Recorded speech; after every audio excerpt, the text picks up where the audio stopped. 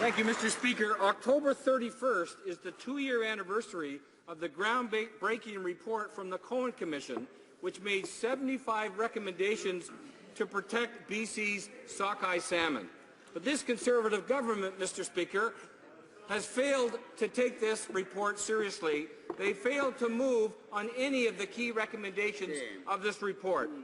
My question is, when will the minister finally recognize that something's got to be done, implement the key recommendations of this report before it's too late? The Honourable Minister of Fisheries and Ocean.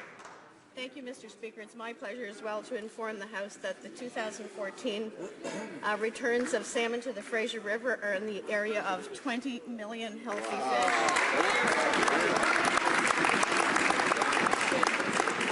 Mr. Speaker, this government has introduced several measures that are consistent with the recommendations from the Cohen Commission, which include a moratorium on aquaculture development in the Discovery Islands, investing $25 million in recreational fisheries conservation partnership, and Mr. Speaker, all revenues from the Pacific Salmon Conservation Stamp is provided now directly to the Pacific Salmon Foundation to be invested in the salmon industry. The Honourable Member for New Westminster, Coquitlam. Mr. Speaker, this isn't complicated. The Conservative government spent over $26 million for the advice in this report. It shouldn't have taken 2 years for the Conservatives to understand the findings that are so clear. Wild salmon are in trouble, and Justice Cohen's recommendations offer a roadmap to saving them. This government doesn't understand the economic and cultural importance of wild salmon to British Columbia. Will the Conservatives stop ignoring Cohen's report and finally implement his recommendations? The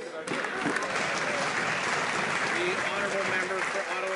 Thank you, Mr. Speaker. We are addressing many of Justice Cohen's recommendations through the department's day-to-day work, and will continue to consider his recommendations as part of our ongoing work. Mr. Speaker, we have just recently invested $54 million to enhance regulatory certainty for the aquaculture sector and provide greater support to science directed at aquaculture. Part of Justice Cohen's recommendations, Mr. Speaker, and I am happy to report not just with the Fraser River itself, but there are many rivers that are reporting record numbers of salmon this year, Mr. Speaker.